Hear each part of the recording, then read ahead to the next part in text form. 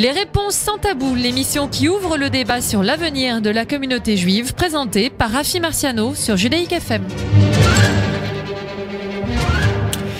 Merci à tous les auditeurs qui nous rejoignent pour cette première émission de la nouvelle année, et je profite pour vous souhaiter Gmar Chatima Tova à tous nos auditeurs et à toute la communauté juive. Aujourd'hui, nous allons parler de la Fondation pour la mémoire de la Shoah. La Fondation pour la mémoire de la Shoah, c'est une grande institution. Et paradoxalement, elle est connue, bien sûr. Elle est reconnue, évidemment, mais aussi parfois très méconnue par le grand public, et qui ne mesure pas toujours la place, le rôle de la Fondation pour la mémoire de la Shoah, de son utilité, de ses actions et de ses réalisations. Et j'ai le plaisir de recevoir Philippe Alouche. Bonjour. Bonjour Rafi. Vous êtes le directeur général de la Fondation du judaïsme de la mémoire pour la Shoah. Merci d'avoir accepté notre invitation. Et nous allons parler de cette institution, mieux la faire connaître aux auditeurs, donner un peu par des exemples de ce que vous réalisez. Alors nous allons essayer, dans le cadre de cette première émission, pour d'abord vous dire, c'est un plaisir de parler de la Fondation, parce que les cadres communautaires savent. Mais rappelez aux auditeurs, l'institution de la Fondation de la mémoire de la Shoah, c'est une institution française, reconnue d'utilité publique. La Fondation est née en 2000 dans le cadre de la reconnaissance des responsabilités de la France dans la Shoah. Sa dotation provient de la restitution par l'État et les institutions financières concernées des fonds en déshérence issus de la spoliation des Juifs de France. Avec les produits financiers de cette dotation, elle subventionne le mémorial de la Shoah de Paris et de Drancy, les projets culturels, elle aide aux différentes des écoles dans leur cadre de travaux immobiliers, et promouvoir le dialogue interculturel. Alors Philippe Alouche, bien sûr, on va rentrer dans les détails. Dites-nous aujourd'hui la place et le rôle de la Fondation de la mémoire pour la Shoah.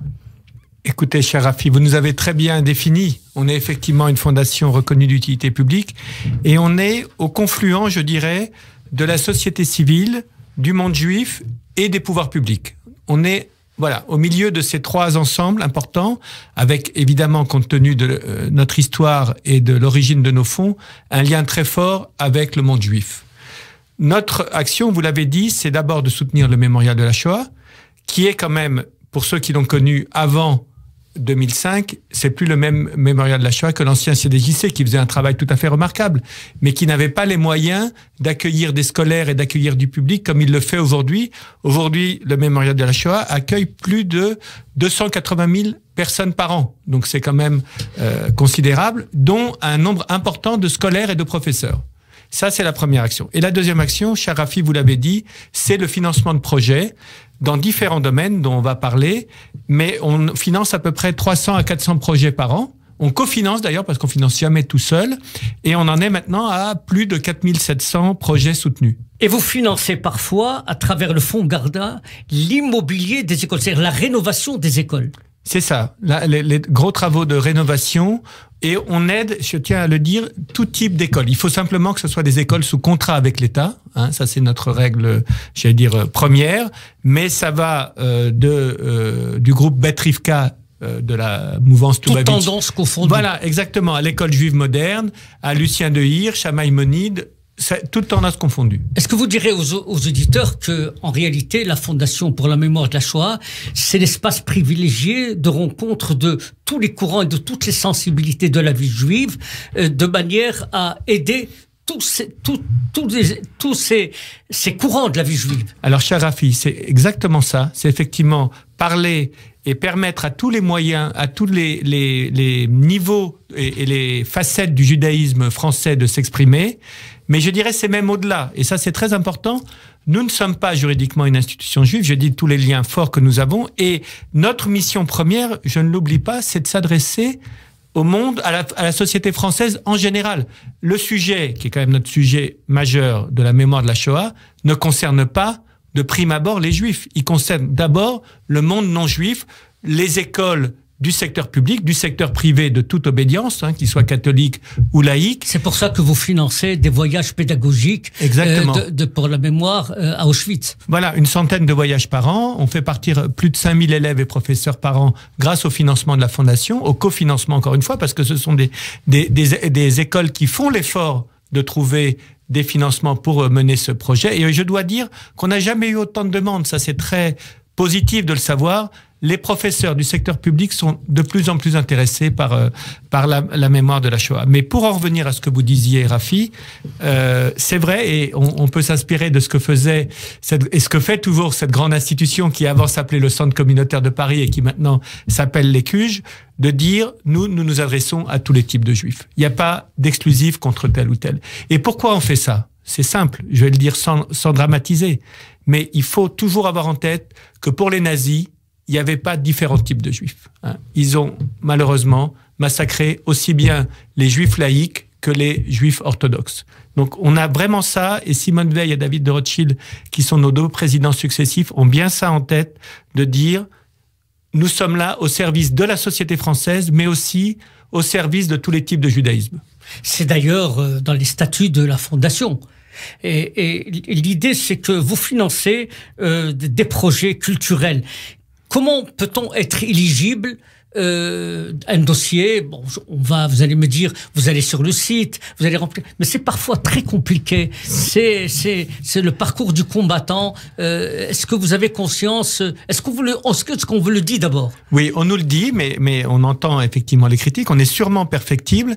D'abord, un grand principe, c'est qu'on aide les associations, les institutions. On n'aide pas ce qu'on appelle les personnes physiques. Si vous, Rafi, vous personnellement, vous venez nous voir, on vous dira non, revenez avec une association. C'est justement pour montrer que tout ça est dans un cadre structuré. Ça, c'est la première chose. Alors, c'est vrai qu'on est un peu exigeant. On essaie de pas l'être trop, mais on l'est un peu. Mais encore une fois, je veux pas dramatiser, c'est aussi lié à l'origine de nos fonds. On gère quand même fondamentalement, vous l'avez dit très justement, l'argent des Juifs assassinés et spoliés. Donc ça nous oblige, j'allais dire, à une certaine responsabilité et à faire en sorte, et grâce au ciel et grâce au travail qui a été accompli au sein de la Fondation, on n'a pas eu de sinistre, on n'a pas eu, heureusement, de malversation, de détournement, parce qu'on est quand même très rigoureux et qu'on demande, on a tendance peut-être à demander un peu plus de pièces justificatives que ne le ferait une fondation lambda. Alors donc vous soutenez la culture, le développement, les anciens déportés. Comment ça se traduit pour les anciens déportés? C'est une aide que vous apportez à ces familles ou...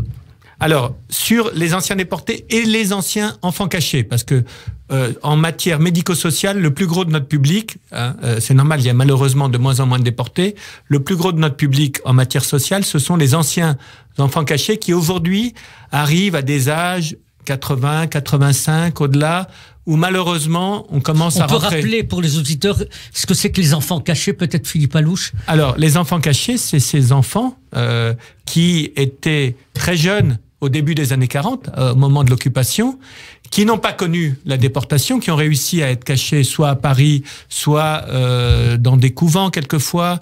Dans des fermes. Dans des fermes, exactement. C'est des familles dans la campagne, de manière à échapper à la rafle pour aller... Donc c'était ces enfants-là, aujourd'hui... Qui sont le gros de notre public en matière sociale. Et donc, nous ne les aidons pas directement, mais nous aidons des grandes institutions sociales, qui sont d'ailleurs pour la plupart au sein de la communauté juive, le Kazib Kojazor, l'OSE, la Diam, tout un tas d'institutions, le Fonds social juif unifié au travers du service passerelle. Vous les aidez à travers des institutions. Exactement. Pas simplement personnellement. C'est-à-dire, vous n'avez pas un fichier d'enfants cachés. Non. C'est à travers des institutions qui viennent vous demander de l'aide pour des enfants cachés. Oui, et ça me permet d'attirer votre attention et l'attention de nos auditeurs sur une de nos grandes règles de fonctionnement, à savoir que nous sommes une institution mécène. Nous ne faisons pas nous-mêmes, nous aidons les autres à faire. Ça, c'est très important. On considère que il y a 2 métiers, quand on est une institution, 2 métiers quand même assez différents. Soit c'est de faire des projets, soit c'est de financer des projets. Et nous avons choisi depuis le début de financer des projets. Mais vous n'êtes jamais à l'initiative, à la conception d'un projet? Très rarement. Très rarement. C'est-à-dire, par exemple, les livres... Alors, on a une collection qui s'appelle Témoignages de la Shoah, avec les éditions qui s'appellent Le Manuscrit, où là, on édite des témoignages qui n'ont pas trouvé d'éditeurs sur le marché classique. Et donc, pour que ces témoignages ne restent pas lettres mortes, si j'ose dire, nous éditons nous-mêmes avec le manuscrit, c'est libre. Mais ça, c'est l'exception. Sinon, si quelqu'un vient nous voir avec un projet de livre, c'est l'éditeur qui viendra nous voir. C'est aussi bien un petit éditeur que Gallimard. C'est pas l'écrivain, c'est pas l'auteur. Non, c'est pas l'auteur. Alors, vous êtes aussi soumis dans le conseil d'administration de la Fondation aussi à une participation de l'État. Oui, je vous le disais. On a trois types d'administrateurs. C'est les 3 groupes que je citais tout à l'heure. On a des représentants de l'État, on a les présidents des principales institutions juives et on a des membres de la société civile. Et c'est ce mélange qui fait la particularité du fonctionnement de la Fondation pour la mémoire de la Shoah. Alors, comment le poids de l'État, est-ce qu'ils ont vraiment une vision de ce qu'il faut faire est-ce qu'ils comprennent comment fonctionnent les institutions juives? Parce que, est-ce que vous leur expliquez que telle institution, elle fait un travail positif, reconnu, etc. Ils comprennent Tout à fait. Et c'est vrai que ça a un rôle pédagogique. Vous avez raison d'insister là-dessus, Rafi. Ça a un rôle pédagogique pour les représentants de l'État de mieux connaître le tissu social, le tissu associatif qui est très important. Comme vous le savez, on a la chance d'avoir un monde juif très créatif, donc c'est important pour eux d'avoir, au travers de la FMS, une lecture de ce monde associatif. Alors, si vous voulez bien, après une page en couleur, on va rentrer dans les bâtiments de la Fondation pour savoir comment travaillent vos équipes et vous allez nous donner des informations qui est qui, et comment on peut s'adresser à la Fondation et comment devient-on éligible. Après une page en couleur. Les réponses sans tabou, l'émission qui ouvre le débat sur l'avenir de la communauté juive, présentée par Rafi Marciano sur Judaïque FM. Merci à tous les auditeurs qui nous rejoignent pour cette seconde partie des réponses sans tabou. Je suis toujours en compagnie de monsieur Philippe Alouche, le directeur général de la Fondation pour la mémoire de la Shoah. On a fait un tour d'horizon de la place, le rôle, le fonctionnement de la Fondation. Alors Philippe Alouche, aujourd'hui, c'est une équipe restreinte, c'est pas une équipe, vous n'êtes pas 100 personnes, Nous sommes 15. 15 personnes pour toute la Fondation. Oui, et je dois dire que là aussi, ça correspond à ce qu'on se disait tout à l'heure, à savoir ne pas faire nous-mêmes, laisser les gens plus compétents que nous faire les projets et nous, plutôt, venir en soutien. Et aussi, on a une autre règle importante que je tiens à signaler à nos auditeurs, c'est qu'on s'est fixé comme règle de ne pas dépenser 10% de notre budget, de ne pas dépenser plus de 10% de notre budget pour les dépenses de fonctionnement. C'est-à-dire que pour les auditeurs, pour comprendre, oui. Il y a un capital, oui. C'est le produit de ce capital qui est redistribué, c'est les intérêts. Le placement, voilà, exactement. Voilà, de ce placement qui est redistribué. Mais beaucoup, Philippe Alouche, ne comprennent pas toujours très bien, c'est le moment d'expliquer. Est-ce que la réalité, c'est 80% de ces produits, je me trompe peut-être, j'ai pas les chiffres exacts, mais me dit-on 80% va pour le mémorial, il reste, disons, simplement ou seulement 20% pour tous les projets. Alors, Rafi, c'est bien, vous me tendez une perche. Non, c'est absolument pas 80%, c'est moitié moins. Vous voyez, vous avez c'est bien de le savoir. Voilà, 40% des financements de la Fondation vont au mémorial de la Shoah et 60%... Paris-Drancy, tout à fait. 40% au total, tout compris. Et environ, ça dépend des années, et environ 60% vont au financement de projets. Mais sur cet ensemble de 100%, il n'y a que moins de 10% qui va au financement de la Fondation elle-même. Notre volonté, c'était la volonté de Simone Veil, c'est celle de David de Rothschild, de dire l'essentiel de nos ressources doit aller au financement de projets. Il ne doit pas aller au financement de la structure elle-même. Alors, certains se plaignent de la lenteur des réponses des dossiers qu'on dépose. Est-ce que, par exemple, un dossier qui est déposé, on ne peut pas tout de suite répondre dans le mois, dans les 2 mois, il est éligible, il n'est pas éligible. Pourquoi cette lourdeur, entre guillemets, de la Fondation? Alors, je vais vous dire, chaque année, je regarde personnellement le temps moyen de réponse à un dossier. Et je peux vous dire que ce temps moyen de réponse, il est de moins de 3 mois. Ce qui est quand même, je trouve, assez rapide quand on compare à d'autres types de financeurs. Quelle que soit la nature du dossier? Oui, en moyenne, c'est moins de 3 mois. Quand le dossier nous arrive complet, évidemment. Mais surtout, ce qu'il faut savoir, c'est que c'est pas juste on dépose un dossier à la fondation et l'interlocuteur de la fondation va vous donner la réponse rapidement. Pourquoi? Parce que les salariés de la fondation ne sont pas en position de décider. Ils instruisent les dossiers, j'allais dire les présentent de la manière la plus positive possible, mais nous avons d'une part des commissions qui donnent des avis argumentés et ensuite soit notre bureau directeur, soit notre conseil d'administration qui prennent les décisions. Pourquoi il y a ces différentes étapes? Là encore, c'est pour éviter tout risque de préférence, enfin voilà, d'erreur.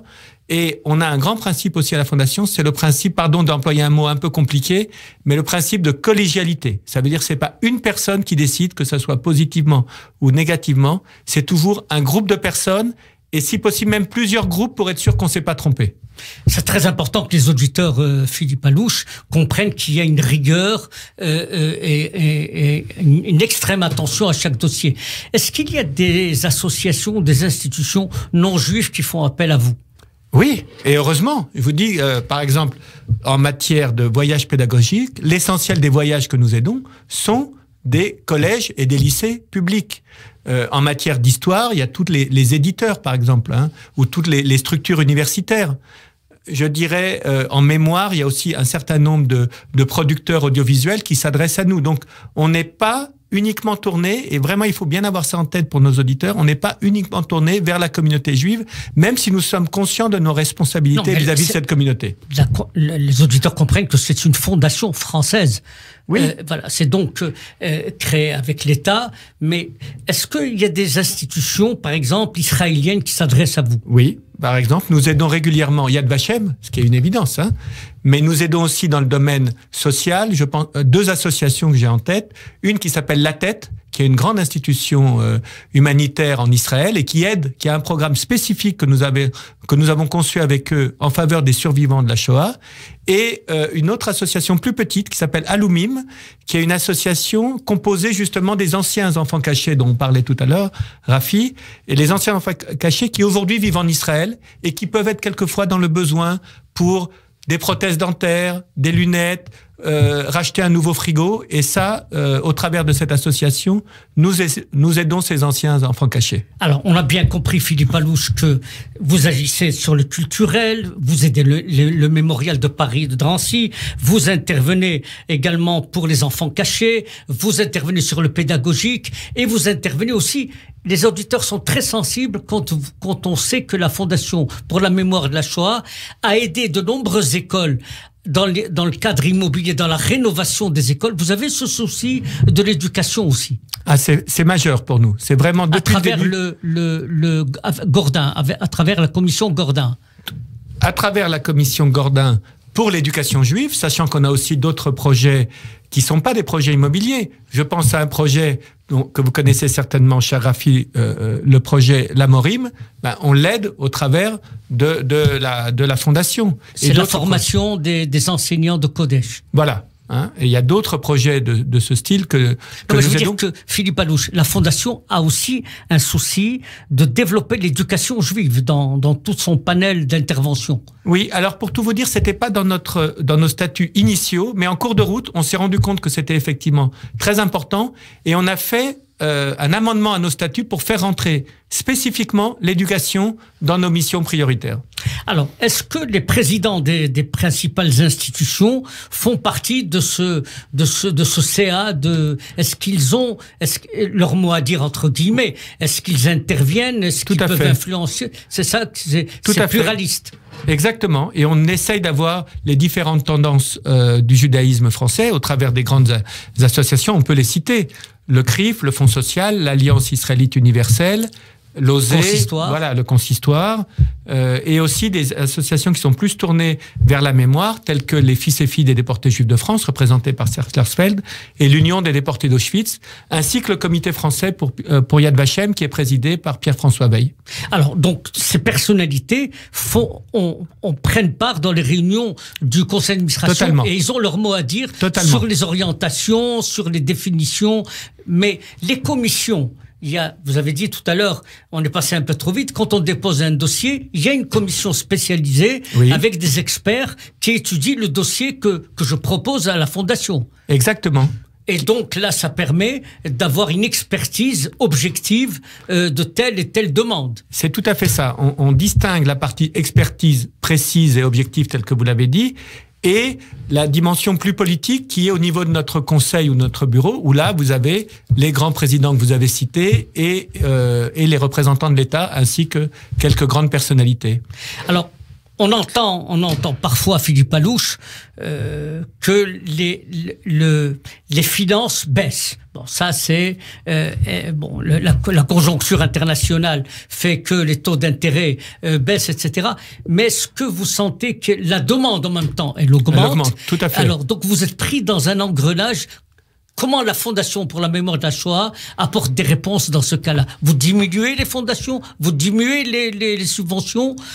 Vous refusez plus de dossiers, vous acceptez plus de dossiers? Alors, on est effectivement dans ce contexte, vous avez mis le doigt, comme d'habitude, sur un point sensible. On a effectivement des demandes qui vont croissantes, alors que nos ressources, pour les raisons que vous avez expliquées et que nos auditeurs connaissent, nos ressources vont en diminuant, parce que notamment, les taux d'intérêt au niveau mondial diminue. On est rentré dans une période, vous le savez aussi bien que moi, Rafi, où on emprunte à des conditions qu'on n'a jamais connues. Et donc, si on emprunte à taux très bas, ça veut dire que les investisseurs, eux, ont aussi un rendement réduit. Alors, on est en réduction lente de notre budget depuis 3 ou 4 ans. Et on essaye de faire au mieux, en essayant quand même toujours... On n'a jamais refusé un bon dossier pour des raisons financières.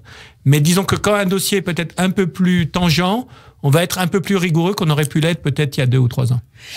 Est-ce que vous savez que des dizaines d'associations, d'institutions dans ces dernières années n'auraient jamais développé leur programme culturel, scolaire, pédagogique, immobilier sans l'aide incontournable de la Fondation pour la mémoire de la Shoah? Est-ce que vous êtes sensible à cette place et ce rôle que vous occupez? Complètement. Dans l'ombre, dans la discrétion? Merci, Rafi. Tout à fait. Je donne juste un chiffre. Je ne veux pas noyer nos auditeurs de chiffres, mais puisque vous en parlez, depuis qu'elle existe, la Fondation pour la mémoire de la Shoah a distribué plus de 320 millions d'euros de subventions au mémorial pour 40%, mais pour toutes les autres associations, à hauteur de 60%. Et donc, on est conscient de ce rôle important, mais il faut aussi savoir que la communauté juive, si on parle d'elle, elle ne peut pas exister que grâce à la Fondation. Une communauté, c'est pas à vous que je vais dire ça, vous qui êtes un acteur majeur de la communauté depuis tant d'années. Il faut aussi qu'elle ait ses forces vives, et elle les a. On a la chance en France de vivre dans une communauté juive particulièrement dynamique, et nous, notre souhait, c'est d'accompagner ce dynamisme. Voilà, Philippe Alouche, merci d'avoir survolé avec nous. On aura l'occasion de reparler, mais il y a un point sur lequel on développera, c'est votre action contre l'antisémitisme et vos actions que vous menez à travers d'autres associations. On aura l'occasion d'avoir une autre émission pour aller plus en profondeur et plus à même pour connaître l'intérieur de la Fondation. Merci beaucoup de m'avoir invité, Rafi. À bientôt. Et Gmar Khatima Tova à tous nos auditeurs. Merci Philippe Alouche et à très bientôt. Les réponses sans tabou, l'émission qui ouvre le débat sur l'avenir de la communauté juive, présentée par Rafi Marciano sur Judaïque FM.